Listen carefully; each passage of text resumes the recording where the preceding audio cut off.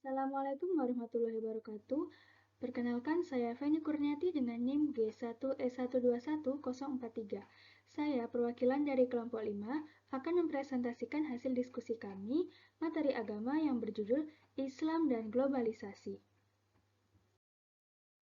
Adapun anggota dari kelompok 5, yang pertama ada Ersa Yuliasari dengan NIM 13, Wahyu Eka Suryani dengan NIM 17, Aura Raisanda dengan NIM 31, Feni Kurniati dengan NIM 43, Hanifah Dino Fitri dengan NIM 45, Nevi Aisyah Zevani Putri dengan NIM 69.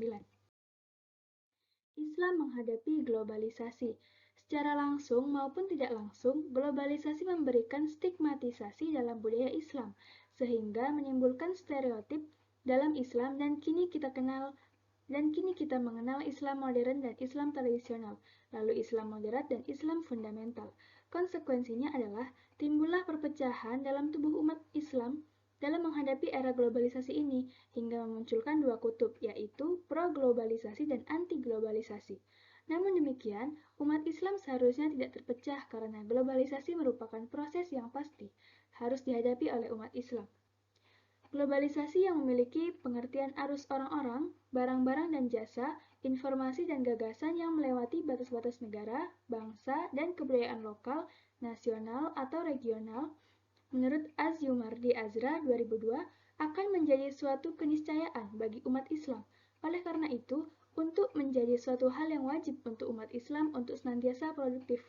Pengembangan budaya Islam yang seharusnya bersumber pada Al-Quran harus menjadi metode wajib bagi umat Islam dalam menghadapi globalisasi. Islam pernah mencapai puncak kejayaannya pada masa pemerintahan dinasti Abbasiyah. Pada masa itu banyak filsuf, ilmuwan, maupun praktisi yang hadir mewarnai peradaban masyarakat dunia. Masyarakat pada waktu itu senantiasa konsisten untuk mengembangkan ilmu pengetahuan melalui nakli, dan kemudian dikembangkan melalui akli. Artinya, masyarakat pada waktu itu konsisten untuk melandaskan Al-Quran dan Hadis sebagai landasan dasar dalam pengembangan budaya. Sebagai contoh produk budaya itu adalah sabun.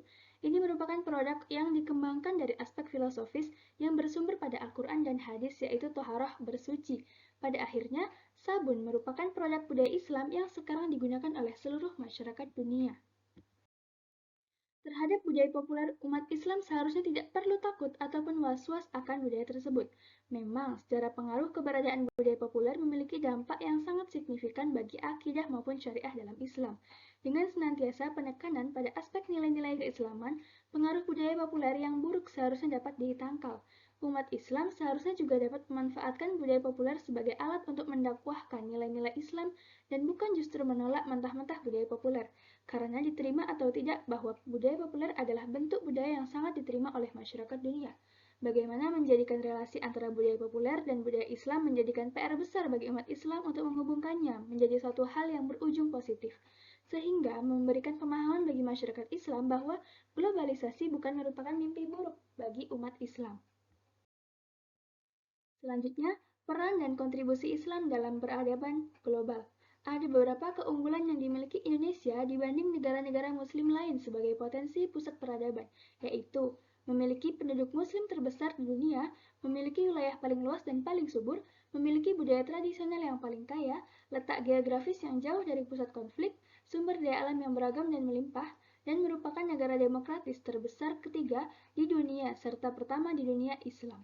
Namun, Indonesia masih memiliki handikap, kekurangan seperti kualitas pendidikan yang rendah, perekonomian yang tidak sesuai harapan, lemahnya penegakan hukum karena intervensi politik, mafia hukum, maklar kasus, diskriminatif, sikap pragmatisme masyarakat dan kurangnya etos kerja, dan kuatnya feodalisme sebagai warisan masa lalu.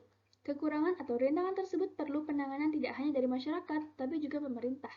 Namun, di antara keunggulan dan kelemahan tersebut, ada beberapa potensi yang bisa dikembangkan, yaitu pluralisme agama, proses satrinisasi, dan moderatisme paham keagamaan. Dari urian panjang di atas, tampak sekali bahwa kultur Indonesia menekankan perdamaian, moderat, dan toleran. Tiga aspek ini bisa dijadikan sebagai acuan untuk berkontribusi pada peradaban dunia. Yang pertama, Indonesia Juru Damai Dunia. Ajaran damai ala Islam wasatiyah yang diatur di Indonesia pada akhirnya turut berperan dalam mewujudkan perdamaian dunia. Sebagaimana diketahui oleh khalayak umum, Dunia kini sedang menghadapi ancaman dari paham radikalisme, intoleran, rasisme, sampai terorisme. Di berbagai belahan dunia, paham-paham tersebut menimbulkan konflik yang tak jarang berujung perpecahan. Kejadian ini juga menimpa negara-negara dengan penduduk mayoritas Muslim. Selanjutnya, yang kedua, Indonesia sebagai percontohan demokrasi. Sejak runtuhnya era Orde Baru, dunia internasional mengenal Indonesia sebagai negara demokrasi terbesar ketiga setelah India dan Amerika Serikat. Sebagai negara dengan penduduk Muslim terbanyak di dunia dan menganut sistem demokrasi, Indonesia menjadi satu-satunya negara mayoritas penduduk Muslim yang berhasil menerapkan sistem tersebut. Buktinya, Indonesia mampu menjalankan pemilu secara damai sampai saat ini. Padahal, berbagai penelitian dan survei menyimpulkan ada defisit demokrasi di dunia Islam. Atas kondisi tersebut, banyak kalangan di dunia Barat dan dunia Muslim memberikan apresiasi dan berharap Indonesia dapat memainkan peran lebih besar di tingkat internasional.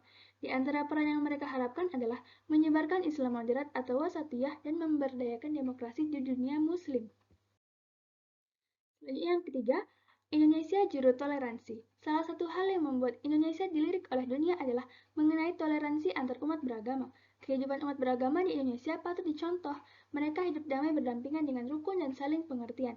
Tak jarang, bahkan saling tolong-menolong antar umat beragama yang membumi di tengah pluralisme masyarakat yang sangat kompleks ini mendapat pengakuan dari Jerman. Aktualisasi konsep Islam berkemajuan dan Islam jalan tengah yang dijalani oleh masyarakat Muslim Indonesia dianggap berperan dalam menghidupkan nilai toleransi. Sekian, terima kasih presentasi dari kami. Wassalamualaikum warahmatullahi wabarakatuh.